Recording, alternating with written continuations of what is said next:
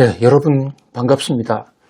트럼프 대통령이 추진해온 이른바 트럼프 감세안이 미국 하원을 우여곡절 끝에 통과했습니다. 트럼프가 미국 국민들에게, 특히 기업들에게 대대적으로 법인세를 깎아주고 또 일반 근로소득자들에게도 건소세라는 근로소득세 등을 깎아준다라는 것은 트럼프 대통령의 공약이었는데요. 이 트럼프 대통령의 감세 공약은 사실 논란이 많았습니다. 특히 야당인 민주당 등에서는 세금을 함부로 깎아주면 국가는 어떻게 운영하느냐, 세금 감세안만큼 국가 세금이 안 그칠 테니까 그러면 정부가 재정 적자에 빠지는 게 아니냐. 가뜩이나 지금 미국은 누적되어 온 선대 역대 대통령으로부터 누적되어 온 국가 부채가 지금 36조 2,200억 달러에 달합니다. 36조 2,200억 달러요. 엄청난 규모입니다. 자, 이것을 우리 돈으로 환산하면 환율을 1,400원으로 한번 적용해 볼까요? 환율은 매일매일 바뀌니까요. 일단 가정을 해 봅니다. 1,400원을 36조 2,200억 달러를 곱하면 5경 700조 원 정도가 나옵니다. 우리 돈으로 5경이 훌쩍 넘어가는 돈이라는 얘기죠. 자, 그러면 5경이란 돈이 얼마나 되는 돈이냐? 우리나라에서는 잘 단위로 서지 않죠. 우리는 부자를 백만장자, 100만 원만 있어도 부자라고 하는 때가 있었는데 그게 이제는 억만장자 시대를 경유해서 지금은 조만장자, 조 정도는 있어야 부자다, 이런 얘기를 합니다. 실제로 우리 재벌 총수들의 재력은 조 단위에 이제 막 진입하고 있습니다. 그러면 1조란 돈이 얼마나 큰 돈이냐? 1조요. 자, 우리 단군 할아버지부터 한번 비교를 한번 해 봅시다. 단군이 우리나라를 건국한 게 아직 5,000년이 채 안 됐거든요. 그런데 만약에 단군이 그 4천 수백 년 동안의 세월 동안 해마다 매년 연봉이 1억 원이었다고 가정을 한번 해 봅시다. 뭐 그럴 수는 없지만은 이 조라는 돈이 얼마나 되는지 가늠하기 위해서 한번 역사적 사실에 비추어서 계산을 해 보는 것이죠. 예를 들어서 5,000년이라고 잡고 계산을 단순화하기 위해서요. 단군의 연세가 5,000년이다. 그러면 1년에 1억 원씩 벌었다, 연봉. 그러면 지금 이자 빼고 현재 원금만 그 사이에 한 푼도 안 쓴다고 가정하고 그러면 돈이 얼마가 되느냐. 지금 잔고가 5,000 곱하기 1억 원. 그러니까 5,000억 원이 될 겁니다. 이 5,000억 원이라는 돈은 여전히 1조보다는 한참 미달하는 겁니다. 그러면 1조가 되려면 연봉 1억 원씩 받아온 단군 할아버지가 앞으로 또 5,000년을 더 벌면, 그러니까 나라를 건국한 지부터 1만 년 정도 계속해서 한 푼도 쓰지 않고 매년 1억 원씩 모으면 그때서 비로소 1조 원이 되는 겁니다. 그런데 경원이라는 것은요, 조의 만 단위거든요.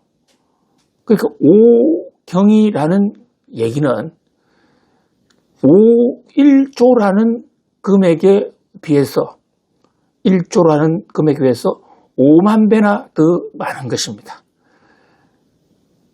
상당한 기간 단군 할아버지가 더 사셨으면서 이 1년에 연봉 1억 원씩 모아도 5경이란 돈을 모으기는 현실적으로 불가능하다. 그 정도로 엄청나게 많은 돈이라고 볼 수가 있고요. 우리 삼성전자라는 회사가 있죠. 삼성전자 시가총액 한번 비교해 볼까요? 정확하게 오늘자로 비교해 보면 170배 정도가 돼요. 그럼 시가총액이라는 게 현재의 시가로 삼성전자 발행 주식을 곱한 거거든요. 삼성전자 주식을 몽땅 현 시가로 사들일 때 들어가는 돈이 시가총액이라는 겁니다. 현재 삼성전자 같은 회사를 모두 170개를 사야 5경이라는 돈을 확보할 수 있다. 어마어마한 돈이죠. 자, 그렇게 야당에서는 국가 부채가 늘어나는데 왜 세금을 깎아주느냐? 나라는 어떻게 하느냐? 이런 문제를 심각하게 제기하고 있고, 이번 하원, 미국 하원 표결에서도요, 민주당 의원들은 한 명도 예외 없이 모두가 다 트럼프 감세 예산, 2026년도 감세 예산에 부결표를 던졌습니다. 그럼에도 불구하고 트럼프 의도대로 트럼프 감세안은 통과가 됐죠. 왜냐? 지금 하원의 의석 분포가 여대 야소, 그러니까 여당인 공화당이 훨씬 의석이 많거든요. 10여 석 정도 더 많아요. 그럼에도 불구하고 통과된 걸 보니까 가까스로 한 표 차이로 통과가 됐습니다. 공화당 내에서도 반란표가 적지 않았다. 이제 일부 공화당 의원들은 자기 지역구 예산 좀 늘려달라고 했는데 그게 반영되지 않았다는 거. 또 일부 불필요한 예산을 삭감하자고 그랬는데 그것도 안 됐다. 뭐 이런 걸 둘러싸고 논란이 있었습니다. 특히 하원은 미국 선거법상요. 헌법의 규정에 따라서 임기가 2년밖에 안 됩니다. 그러니까 2026년도 예산안이라는 것은 2026년 1월부터 2025년 10월부터 그 다음 해인 2026년 9월까지 쓰는 돈인데요. 지금 이 차기 하원 선거가 언제냐? 2026년 11월이거든요. 그러니까 2026년 선거 예산, 그것은 앞으로 하원의 전원 435명 전원 선거를 앞둔 마지막 예산이 되는 것이죠. 그러다 보니까 자기가 각 하원 의원들 선거 공약들이 있지 않습니까? 자기 유권자들에게 한 공약이 있는데 그것을 못 지키면 다음 선거가 위험해질 수도 있기 때문에 공화당 내에서도 반란표가 많이 나왔습니다. 어찌되었든 하원은 통과를 했고 이제 공은 상원으로 넘어갔습니다. 이 과정에서도 일부 예산 삭감안이라든지 조세 수입 또 재정 지출안 그 밖에 항목별 이런 다양한 내용들이 조정이 좀 될 가능성이 있습니다. 그럼에도 불구하고 상원 역시 공화당 우세거든요. 그래서 트럼프 대통령의 기본 철학, 세금을 깎아주자. 국가 부채 늘어도 좋다. 이런 어떤 정책이 이번에 2026년도 미국 예산에 반영이 될 가능성이 매우 높다. 이렇게 볼 수 있겠습니다. 상원의 이 투표, 새해 예산안 투표도 그 과정 김대호 박사 TV 영상을 통해서 수시로 올려드리겠습니다. 자, 그런데 우리가 여기서 한 가지 주목해 볼 대목은요. 트럼프 대통령은 왜 반대를 무릅쓰고 세금을 깎아주느냐? 이것이 공약 때문에 어쩔 수 없는 것이냐? 아니면 뭐 일시적인 쇼맨십이냐? 그 내막을 좀 알아둘 필요가 있습니다. 왜냐하면 앞으로도 트럼프 대통령 임기가 많이 남았는데 계속 이럴 것인가? 또 정말 강력하게 감세 드라이브를 끌어갈 것인가? 그랬을 때 미국 경제에 특히 뉴욕 증시에서 국채 금리가 발작을 일으킨다는데 그거 괜찮냐? 트럼프 대통령은 뉴욕 증시나 국채값 가격 폭락은 신경 안 쓰는 건가? 를 가늠해 볼 수 있는 하나의 바로미터가 되거든요. 자, 트럼프 대통령의 감세는 결코 일시적이 아닙니다. 뼈에 박힌, 골수에 박힌 철학이에요. 트럼프 대통령 입만 열면 세금 깎자, 감세를 주장합니다. 잘 아시는 대로 트럼프 대통령 비즈니스맨이지 않습니까? 한평생 사업 외에는 해본 게 없습니다. 사실 트럼프는 국회의원도 한번 못했어요. 사업하는 사람들에게 한번 물어보세요. 제일 무서운 게 뭐냐? 호랑이가 무서워한다는 곶감이냐? 아닙니다. 세금하는 사람들이 벌벌벌 떠는 것은 우리 한국으로 치면 국세청. 세금을 추징한다 이러면 그야말로 추풍낙엽입니다. 세금은 예외도 없고요. 우리 속담이 아니라 서양 속담입니다. 죽어도 세금은 면할 수 없다. 죽어도 따라갑니다. 예를테면 내가 세금을 안 냈지 않습니까? 그러면 내 재산이 일부 있다. 그러면 그 재산에서 일단 먼저 세금을 차감하게 되고요. 만약에 비밀리에 상속을 했다? 그러면 상속을 받은 자녀들에게 세금 추징이 이어집니다. 꼭 세금을 안 내겠다 이러면 상속받은 유가족들 입장에서는 상속 포기 선언을 법원에 가서 그 절차를 밟아야만 되거든요. 그만큼 세금은 무서운 곳이고 세무조사 한번 잘못 받으면 기업이 무너지는 경우 우리는 정말 많이 보아왔습니다. 그런 각도에서 볼 때 세금을 깎아주겠다, 세금을 덜 걷겠다라는 이 트럼프 대통령의 감세 공약, 감세 예산, 대다수 기업인들은 환호합니다. 좋아해요. 그러니까 기업인으로 살아온 트럼프 대통령 입장에서는 자기하고 비슷한 처지에 있는 사람들 도와주는 것, 이것이 애국이라고 생각하는 것이죠. 자, 그 다음에 두 번째로 미국의 역사 속에서의 감세. 미국은 1776년에 독립선언을 하고 1789년에 미국 정부가 수립됐습니다. 그런데 정부 수립 이후에요. 거의 100년 동안, 초기 100년 동안 미국은 내국세, 세금을 아예 걷지 않았습니다. 그래서 트럼프 대통령은 틈만 나면 우리의 위대한 건국의 아버지 때처럼 세금 없는 시대를 만들겠다. 그러면 건국 초에 미국 정부는 세금 없이 어떻게 살아갔느냐? 바로 관세입니다. 외국 수입품에 대해서 관세 때리면서 그 관세를 가지고 정부 재정을 꾸려왔었더랬습니다. 미국의 요즘 말하는 소득세, 법인소득세, 개인소득세, 근로소득세 이런 소득세가 생긴 것은 건국 이후에 100년 지나서 생긴 일입니다. 트럼프 대통령 정치 슬로건 MAGA, MAGA, 영어로 따지면 Make America Great Again. 자, 여기서 미국을 다시 위대하기라는 말인데요. MAGA에서 제일 마지막 A자 한번 보시죠. Make America Great Again. Again이라는 다시 위대하기란 말이죠. 새로 위대한 미국을 창출한다가 아닙니다. 과거의 위대한 시대로 돌아간다는 뜻입니다. 그 위대한 시대의 특징 중에 하나가 트럼프 대통령이 직접 밝힙니다. 세금을 걷지 않는 세상. 그것이 위대한 세상. 세금을 걷지 않으면 우선 국민들이 스트레스도 없을 것이고요. 이것은 경제학자들 중에서도 세금을 걷지 않거나 아예 최소한으로 줄이자라는 학파가 있습니다.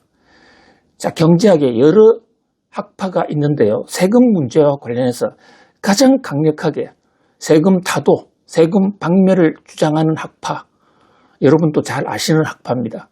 이른바 시카고 학파입니다. 시카고 대학을 중심으로 한 그 경제학자들이 주장하는 이른바 시장 자유경제론인데요. 이 사람들은 단순히 정치 구호를 넘어서서 세금을 적게 받는 것이, 아니 아예 안 받는 것이 나라 경제를 더 부강하게 만드는 길이다, 이렇게 신념으로 확신하고 있습니다. 왜냐하면요, 이들의 논리 한번 들어볼까요? 결국 경제는 경제 주체, 가계와 기업이 꾸려가는데 세금을 정부가 걷어내면 그 사람들의 일정 자산을 정부가 들어가 버리는 거지 않습니까? 그것이 부자든 중산층이든 또는 기업이든. 그러면 기업이나 가게가 가지고 있던, 예를 들면 100억 달러라는 돈이 있었는데 그걸 가만히 두면 생산 자금으로서든 집을 사면 그것이 또 다른 사람한테 갈 것이고 돈이 돌고 돌아서 경제가 확대 발전이 되는데, 정부가 걷어가 버리면 그러면 이거 어떻게 되는 거야? 정부가 걷어가서 생산 활동을 민간보다도 더 잘하면 경제가 확대 성장할 수가 있습니다. 그런데 이 시카고 아빠 경제학자들이 그동안의 누적적인 통계를 보고 실정 분석, 시뮬레이션을 해보니까 정부의 생산성은 기업이나 개인보다 훨씬 떨어지더라. 따라서 세금을 많이 걷는 것은 결국은 국가 경제를 퇴보시키는 것이다. 자, 이런 정신이 시카고 학파고요. 그래서 시카고 학파는 정부는 최소한의 치안 유지 정도만 하고 나머지는 민간 기업의 자율에 맡겨라.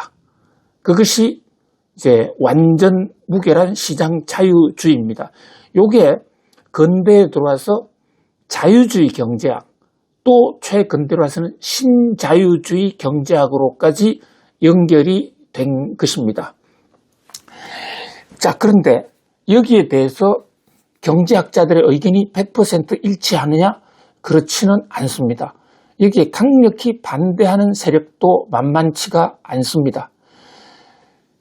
민간에게 맡겨놓거나 기업에 맡겨놓으면요, 이 기업들은 오로지 이윤 추구만 한다. 개인도 마찬가지입니다.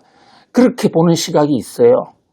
그 학파를 그 중에서도 가장 강력하게 시카고 학파에 반대하고 시장 자유 방임에 반대하는 학파를 흔히 우리는 케인지안 또는 케인즈 학파라고 그럽니다.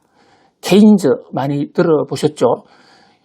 1930년대에 시작됐던 그 유명한 대공황을 정부 재정으로 정부가 직접 개입함으로써 해결했다, 이렇게 평가받고 있는 케인즈고, 그 케인즈를 따르는 사람들을 케인지안들, 케인즈 경제학파라고 부릅니다.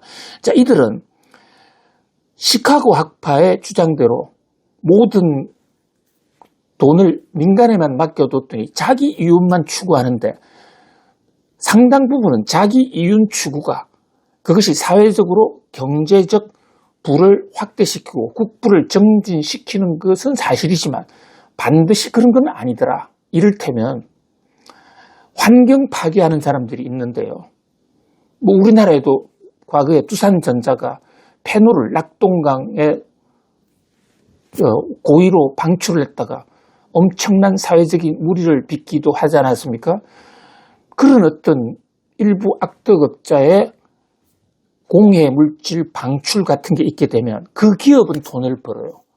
그런데 이게 낙동강을 오염시키게 되면 사람 건강은 물론이고 그 낙동강을 다시 정화하는데 엄청난 돈이 들어가지 않습니까? 그러니까 사회적 비용이 더 크다.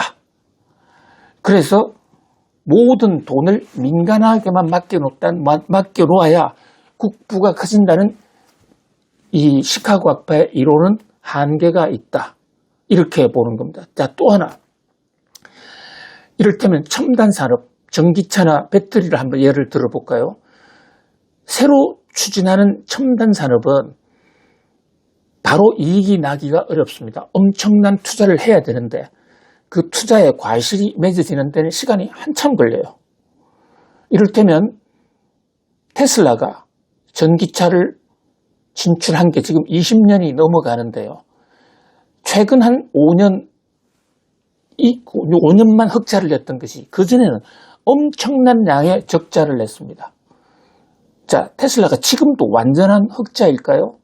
그렇게 보기 어렵습니다. 왜냐하면 지금 전기차를 미국 정부가 전기차 보조금, 배터리 보조금, 충전소 보조금 이것을 엄청나게 주어왔고 지금 이 순간에도 주고 있거든요. 그러니까 정부의 재정 지출이 없었다면 과연 테슬라 클 수 있었을까? 개인자 학파들은 그렇게 보는 것이죠. 그렇다면 정부가 그러니까 앞으로 미래를 선도할 사업, 여기는 손해를 보고라도 좀 도와줘야 된다. 그래야 국부가 정진될 수 있다. 이것이 이제 케인즈안들의 주장이고요. 대공황 때 그때는 케인즈파가 완전히 득세했습니다.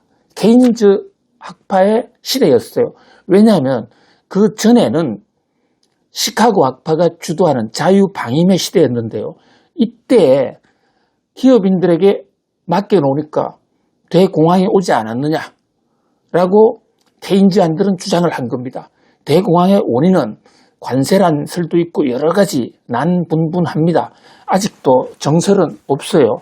그러나 케인즈안들은 그 공격을 대공황의 주범을 시카고 학파의 자유방임 경제학으로 몰고 간 것이죠. 그리고 실제로 정부가 세금을 많이 걷어서 그 돈으로 테네시강도 개발하고 샌프란시스코에 금문교도 만들고 후보댐도 만들고 하니까 세월은 좀 걸렸지만 또 정부의 부채, 적자는 좀 늘어났지만 그때 미국 경제가 공황에서 벗어났어. 따라서 세금을 걷더라도 정부 재정의 역할을 강화시켜야 된다. 이게 케인즈 경제학이고요. 이 케인즈 경제학이 1930년대부터 1970년대 초반까지 세계 경제학을 완전히 지배했습니다. 이제 그러다가 다시 시카고 학파의 반란, 다시 반격이 시작됐고, 왜냐하면 1970년대 스태그플레이션, 이것을 케인즈 경제학으로는 이해가 안 됐거든요. 정부 개입했는데도 왜 정부가 스태그플레이션이 오느냐. 그래서 다시 시장경제로 돌아가자. 그게 바로 신자유주의라고 볼 수가 있습니다. 어쨌든 지금 트럼프 대통령의 정책은 자유주의나 신자유주의에 입각한 그것이 공화당의 정책 강령이기도 하죠. 트럼프의 개인적 신념이기도 하고 따라서 트럼프 대통령은 이 감세 정책을 계속해서 펴나갈 것이다. 반면에 민주당은 대공황을 마샬 플랜으로 해결했던 분이 민주당의 루스벨트 대통령입니다. 이분 민주당이 집권하면 세금 더 걷자. 그래서 재정이 적극적인 역할을 해서 국부를 정진시키자. 이런 식으로 정책이 바뀌어 가겠지만 지금 현재는 대통령도 트럼프 또 의회, 상원, 양원 모두 공화당이 다수당이라는 점에서 당분간 감세가 계속될 것 같습니다. 그런데 이제 감세가 됐을 때 부작용도 있죠. 긍정적인 효과도 많이 있습니다. 지금 시카고 학파가 주장하는 대로 세금을 깎아주잖아요. 그럼 앞으로 중장기적으로 경기가 살아날 가능성이 있고 그 다음에 당장에 내년에 2026 회계년도 올 10월 달에 시작되는데요. 미국 기업들 이제 실적 발표 곧 하게 되지 않습니까? 미국 기업들이 뉴욕 증시에서 실적 발표할 때 가장 중요한 게 순이익이거든요. 이익이 얼마나 났느냐. 거기에 따라서 배당도 하게 되고 또 PER이라는 주가가 높으냐 낮으냐는 이 밸류에이션 따지는 그 지표도 수익이 많이 나면요. 주가가 아무리 높아도 밸류에이션은 높아지지 않기 때문에 주가가 과대평가됐다 이런 얘기 안 나와요. 그래서 지금 주가가 아무리 높은 기업도 순이익만 늘어나면 주가는 계속 오르거든요. 그런데 세금을 깎아주면 어떻게 됩니까? 똑같은 영업이익을 얻어도 순이익이 더 커져요. 순이익이 세후 순이익이거든요. 영업이익이 순이익으로 넘어올 때 왕창 줄어드는 이유가 세금을 차감당하기 때문에 영업이익에서 세금 뺀 것이 순이익이란 말이에요. 물론 이자 비용 같은 것도 있습니다만은 세후 순이익을 따질 때 세금 때문에 기업의 운명이 달라지는 경우가 많죠. 그러면 트럼프 감세안이 인액트 이제 발효가 되면 똑같은 조건에서 미국의 내년도 실적이 좋아질 거라고요. 이거 굉장히 반가운 소식 아닙니까? 그래서 일각에서는 트럼프 감세안 하면 주가가 더 오를 거야. 자, 우리는 트럼프 감세안이 주가가 떨어질 거라고만 생각해 왔잖아요. 양쪽 주장이 다 맞아요.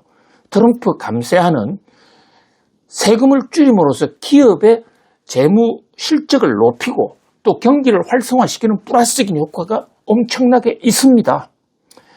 그런데 경제정책이라는 것은 동전의 양면처럼 또 다른 면도 함께 갖고 있어요. 그 부정적인 측면은 뭐냐? 감세를 했을 때 우려되는 것은요. 감세하면 자, 들어들이는 세금이 줄어드는데 줄어들면 재정적자가 생긴다. 재정적자가 생기면 그것을 메꿔야 된다.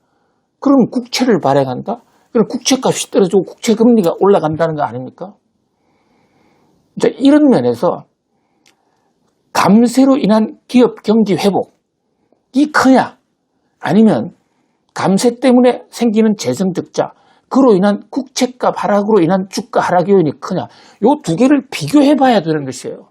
우리는 일방적으로 적어도 김대호 박사TV의 구독자님들은 일정 수준이 있는 전문가님들이잖아요. 그러니까 이 트럼프 감세하니까 국채 폭탄이 와서 주가 떨어질 거야 덜덜덜 떨 필요도 없고요. 물론 그런 측면도 생각해야 돼요. 그러나 동시에 감세안이 경기를 회복해 또 기업의 실적을 좋아할 거야. 이 양 측면을 같이 봐야 되고요. 주가는 하루에도 몇 번씩 변하는 거 아닙니까? 그런데 이 감세안에 플러스적인 측면도 있고 마이너스적인 측면도 있는데 그 상황이 오늘 상황이 플러스적인 측면이 더 주목을 받는다면 감세로 인해서 기업 실적이 좋아져? 이를테면 미국 실적 발표할 때는 트럼프 감세 때문에 주가가 오를 거예요. 반대로 국채금리가 튀면요. 감세 때문에 기업이 좋아지고 어쩌고 하는 게 일단 우리 시선에서 좀 안 보인다고요. 그 사이에 국채금리 오른 것 때문에 금리 발작. 이건 주가 떨어지겠군. 동전의 양면이다. 자, 트럼프의 감세 정책. 하나의 이제는 변수가 아니라 상수가 됐습니다. 우리가 앞으로 챙겨야 될 것은 트럼프의 감세가 뉴욕 증시나 금융시장에 언제 플러스 효과를 나타내고 또 트럼프의 감세가 언제 국채 금리를 건드려서 금융시장에 마이너스 효과를 나타낼 건가. 이것을 좀 입체적으로 볼 필요가 있다. 이런 얘기입니다. 김대호 박사TV도요. 이 트럼프 감세의 플러스적인 측면, 마이너스적인 측면에 영향을 줄 수 있는 각종 이슈들이 터지면 그때마다 신속하게 우리 구독자님들에게 보고를 해 올리겠습니다. 여러분 감사합니다. 고맙습니다.